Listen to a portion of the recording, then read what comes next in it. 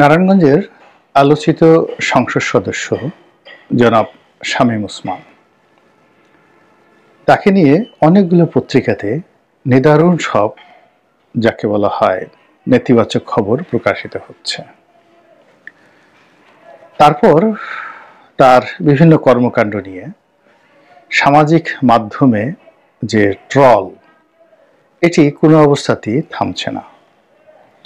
দেশের প্রথম শ্রেণীর কয়েকটি পত্রিকা তার দুর্নীতি নিয়ে, অনিয়ম নিয়ে এমনভাবে খবর তারা ছাপাচ্ছে, অবস্থা দৃষ্ট মনে হচ্ছে যে এই পুরো ওসমান পরিবার, অর্থাৎ শামীম ওসমান সাহেব, তারপর তার ভাই নাসিম ওসমান সাহেব যিনি মারা গেছেন, এবং অপর ভাই যিনি সংসদ সদস্য ছিলেন, তারা, তাদের স্ত্রী, পুত্র, সন্তান, তারপর তাদের পিতা, দাদা, মানে পুরো বংশটাই অ্যাকচুয়ালি একটা জেনেটিক্যালি খারাপ চোরের বংশ। এবং যেন তেন চোর নয়, সে চোর হলো যে সন্তানকে নিয়ে যদি বাবা একত্রে চুরি করে, তাহলে বুঝতে পারেন যে বাপ বেটা একসাথে রাতে সিধেল চুরি করতে গিয়েছে।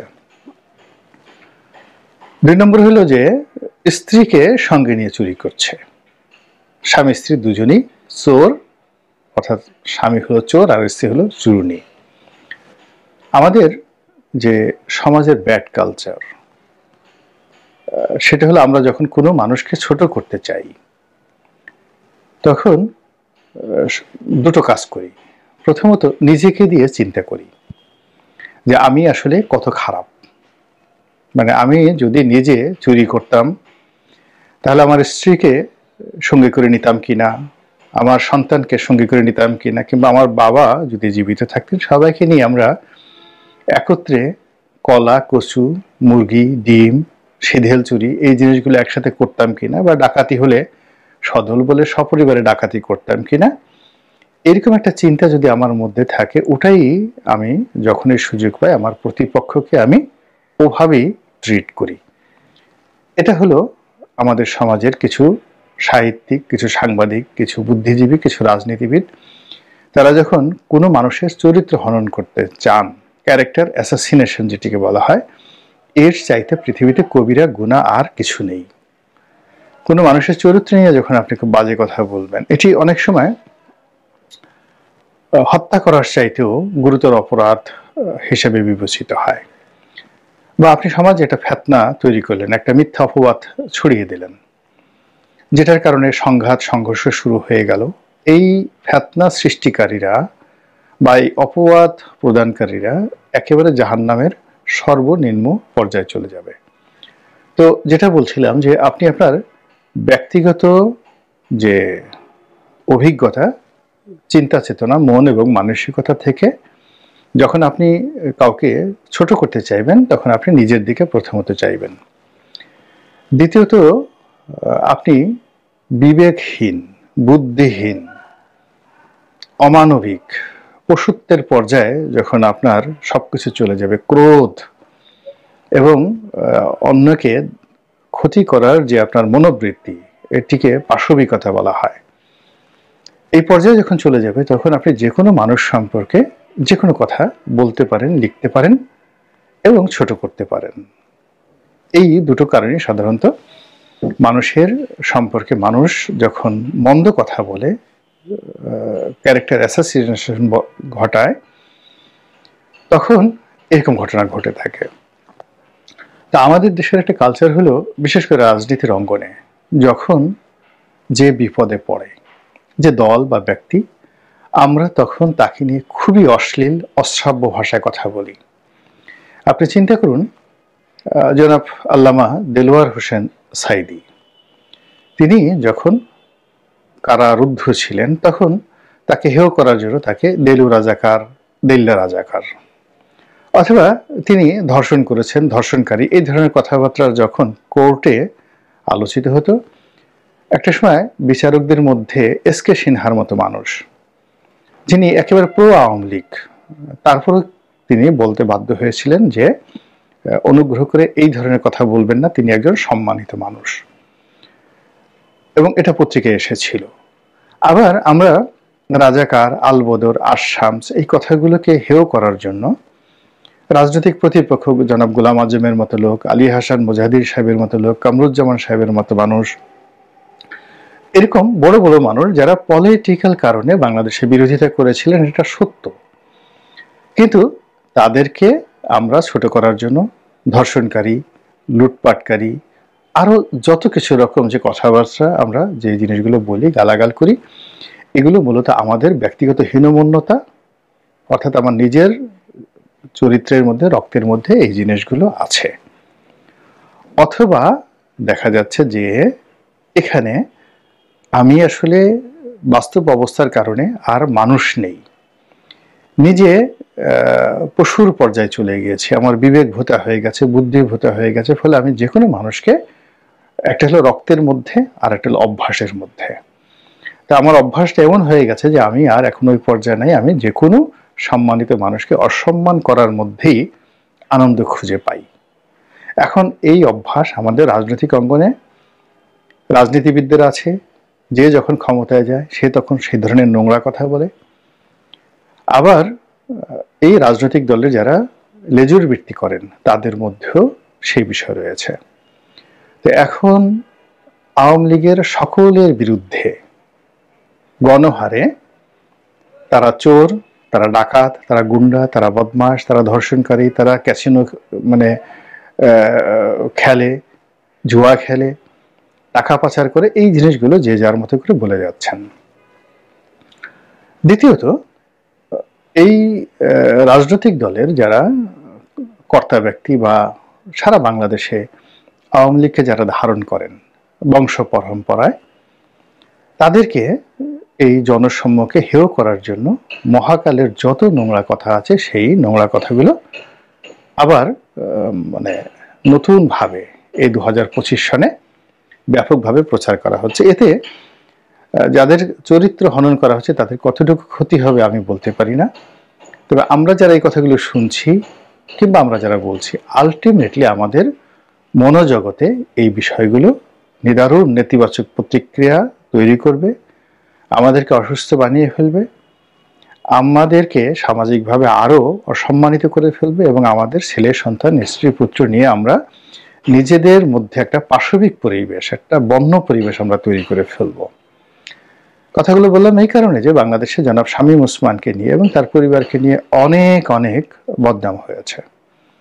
এখন শামীম ওসমান মাস্তান, এতে কোনো সন্দেহ নেই, তিনি কোনো সাধু পুরুষ নন, সারাদিন তসবি টিপেন না, তিনি রাজনীতির প্রয়োজনে অস্ত্রবাজি করেছেন, গুন্ডামি করেছেন, তারপর প্রতিপক্ষকে হুমকি দিয়েছেন, ধামকি দিয়েছেন। তার যে বডি ল্যাঙ্গুয়েজ, এই বডি ল্যাঙ্গুয়েজটি আপনার পছন্দ নাও হতে পারে, কিন্তু তিনি যে বংশের ধারক, তার মধ্যে যে জেনেটিক ইঞ্জিনিয়ারিং রয়েছে, এটি আসলে চোরের পর্যায়ে পড়ে না। এই বংশের লোকজন কেউ চুরি করে না, কখনো না, ডাকাতিও করে না। মূল ব্যাপারটা হলো যে আমরা যারা জানি না, তা আমরা হয়তো তার অন্যান্য যে জিনিসগুলো অপছন্দনীয়, এটা তার প্রতিপক্ষকে শাসানোর জন্য অনেক সময় একজন ভদ্রলোকও দেখা গেল যে সে হাত উঠিয়ে প্রতিপক্ষকে একটা ঘুষি দিতে যাচ্ছেন, মাস্তানি দেখাতে যাচ্ছেন। তো রাজনীতির ময়দানে, বিশেষ করে নারায়ণগঞ্জের মতো জায়গাতে, ফেনীর মতো জায়গাতে, তারপর গফরগাঁও আছে সে এলাকা, ইভেন আমার যে নির্বাচন এলাকা গলাচিপা, এই সকল এলাকায় মানে সন্ত্রাসটা এত বেশি যে আপনার প্রতিপক্ষকে দমন করার জন্য নেতাকে হম্বিতম্বি করতে হয়, নেতাকে শক্তি নিয়ে চলতে হয়, ক্যাডার নিয়ে চলতে হয়, তারপর তাকে যাকে বলা হয় সমস্ত শক্তির আধার হিসেবে তাকে প্রতিষ্ঠিত করতে হয়, আদারওয়াইজ ওখানে রাজনীতি করা যায় না। এটাই বাস্তবতা। এখন ওই সকল এলাকাতে আপনি যাকেই পাঠান না কেন, জামাতের লোককে পাঠান, হেফাজতের লোককে পাঠান, ক্ষমতার কেন্দ্রে বসানোর সঙ্গে সঙ্গে দেখবেন 24 ঘন্টার মধ্যে তিনিও শামীম ওসমান হয়ে গেছেন।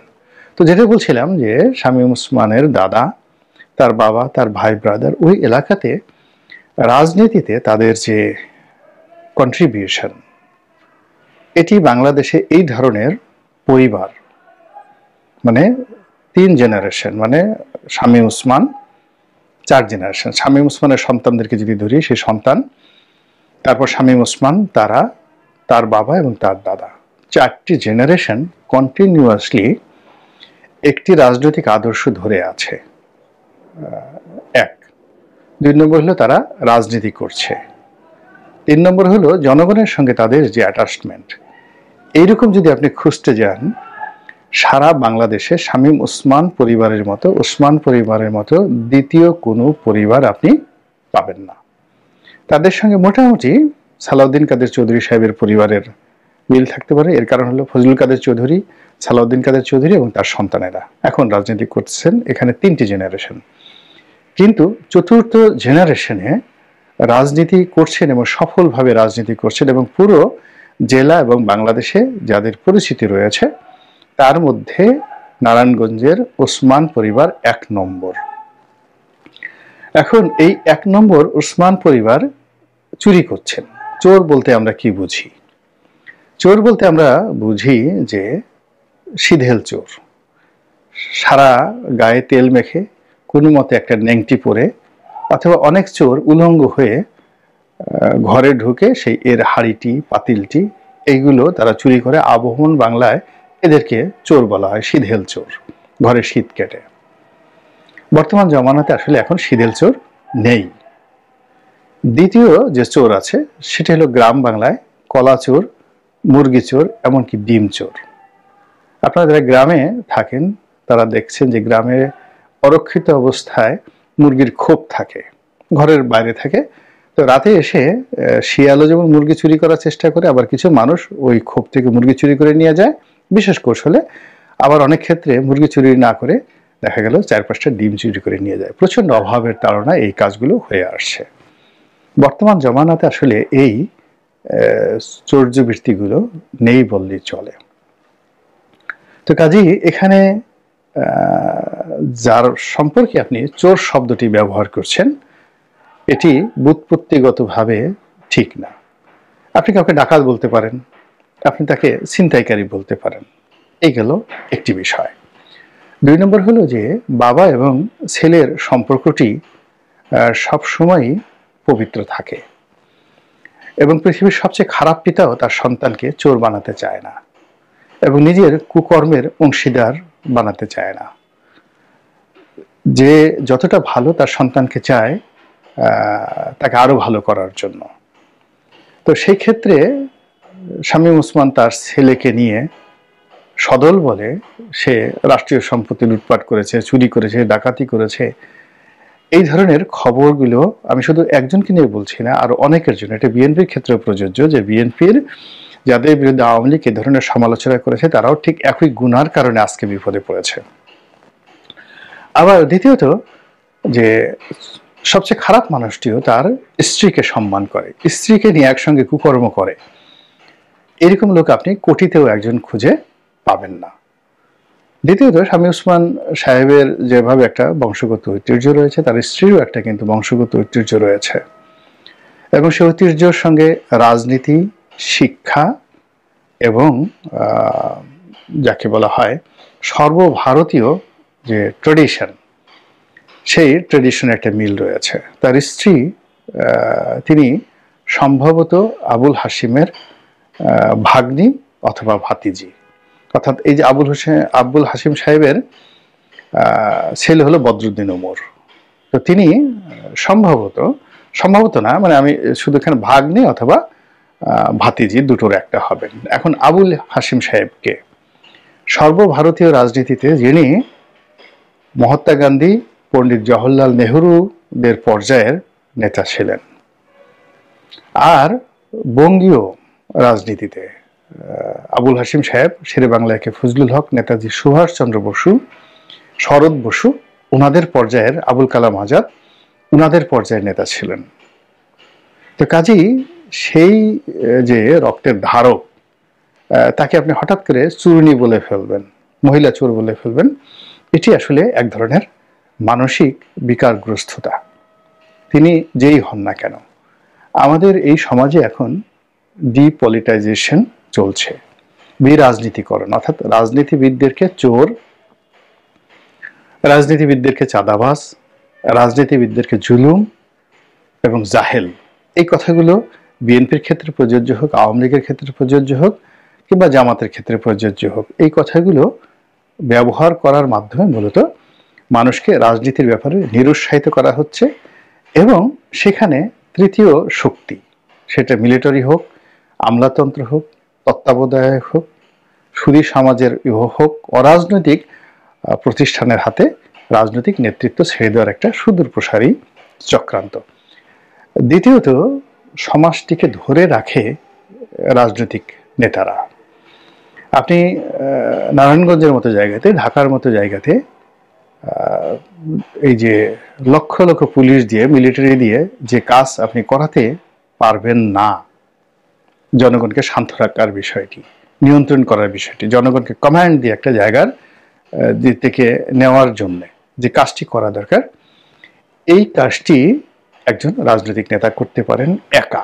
লক্ষ মিলিটারি যেটা না করতে পারে, একজন রাজনৈতিক নেতা তার এমন সম্মোহনী ক্ষমতা রয়েছে যে তিনি যদি একটা মাইক হাতে পান বা কোথাও গিয়ে শুধুমাত্র দাঁড়ান অথবা কথা বলার সুযোগ পান, মুহূর্তের মধ্যে ওখানে একটা হৃদয়ম তৈরি হয়ে যায়।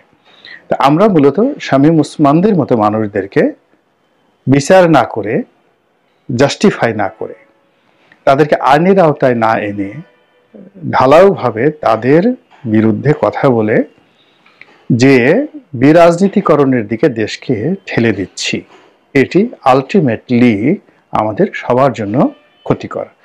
আজ শামীম ওসমান বলেন, তারেক রহমান সাহেব বলেন, তারপরে মির্জা আব্বাস বলেন, খন্দকার ডক্টর মোশাররফ সাহেব বলেন, মানে বিভিন্ন মানুষকে বিভিন্ন সময়টিতে যাদের অপরাধ শুধু রাজনীতি করা, এই রাজনীতি করার জন্য তারা যে অনিয়ম করেননি বলা যাবে না, তারা যে অন্যায় করেননি বলা যাবে না, তারা যে অপরাধ করেননি তাও বলা যাবে না, কিন্তু তারা চোর, চোরের বংশ, চুরি করেছেন, সদর বলে সপরিবারে, এই জিনিসগুলো আসলে একটা বিকৃত রুচির বিষয়। আল্লাহ আমাদের সবাইকে বিকৃত রুচি থেকে রক্ষা